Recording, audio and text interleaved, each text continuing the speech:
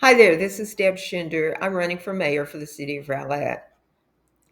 I was made aware yesterday of a mailer, a postcard that was sent to some Rowlett residents purporting to compare and contrast Jeff Wingett's record with mine. That's fair enough, but what's not fair is that some of the things that were said on this postcard were mischaracterizations or just blatant untruths.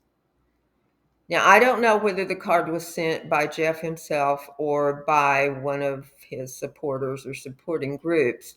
The friend who sent me the picture only photographed one side of it, and so I did not see the paid for political advertisement disclaimer on the card. So I'm not accusing Jeff of sending this. He may not even be aware of it. If not, then maybe this will serve to make him aware. Unlike many of his supporters' recent posts on Facebook, this does at least discuss some city issues, but it completely misconstrues my positions on three issues and then resorts to name calling and an out and out lie. So let's talk about that. First is the claim that I, quote unquote, reject investments that help Rowlett move forward. Of course, it doesn't say what those investments are. Are we talking about when I voted against the $20 million certificate of obligation to include a new city hall in the municipal complex because it was not part of what the voters approved? Or are we talking about when I voted against committing over $15 million in future property tax revenue to a private developer? Maybe the investment that I rejected was the money budgeted for the Diversity, Equity, and Inclusion Commission when I voted to disband that commission. I really don't know because the card doesn't say.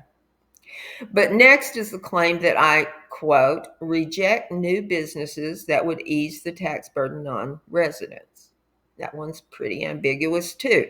Are we talking about the Jackson Shaw Warehouse project that was approved before I ever got on the council, but which I did recommend against on PNC? And I did that because I didn't believe that it was the highest and best use of that property as it was presented by the former staff at the time. Or maybe we're talking about when I voted against yet another vape shop after we already had 8 of them. And maybe it's about my votes against new multifamily and high density developments. I guess rentals are technically businesses. Again, I don't know. Third, they accuse me of rejecting the wet zone. No, actually, I supported allocating monies to repair the wet zone. What I did reject was spending an extra $1.78 million for a new splash pad because no one could give even an estimate of how much the annual maintenance cost would be. My opponent himself had made the comment during the overall discussion that, quote, those things break all the time. I just didn't want to vote for something without knowing what it was really going to cost the taxpayers. Next, this is a good one, advocated to close down a lakeside park. That's just a blatant lie. The makeshift parking lot on the west end of the Miller Road Bridge was not designated as a city park when I advocated shutting it down.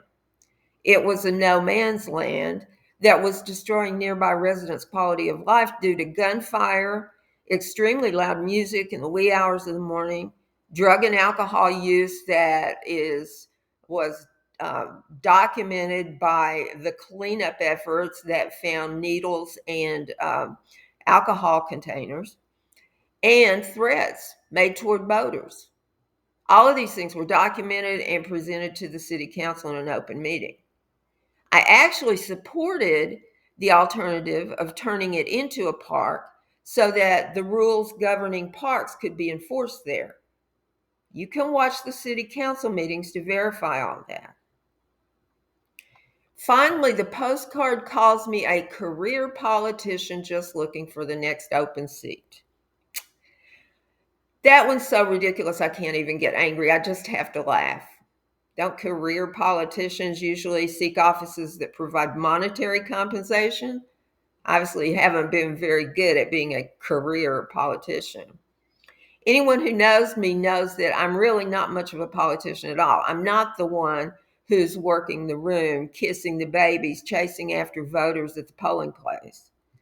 I'm sitting there and available if someone wants to ask me questions, but I don't try to bribe them with food or drink or shove my campaign literature in their faces when they clearly just want to get inside to vote. And what does the next open seat even mean? If they're implying that I plan to run for a higher office, now they're just making things up. I want to be Rowlett's mayor because I have the experience and the dedication and a vision for a better Rowlett. And if I'm elected, I'll serve in that role.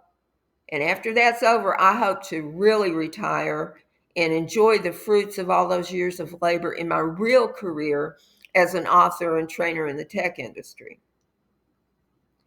You know, when I compared my record to Jeff's, I was very specific about the items that we voted on and the actual acts and words that were said. These vague accusations with no documentation and no information about what they're actually about are these are dishonest campaign tactics, and I can't let them stand without a response. How about let's debate the real specific issues? I'm up for that. Thank you for watching. Deb Schinder, and I would truly appreciate your vote as mayor for the city of Rowlett.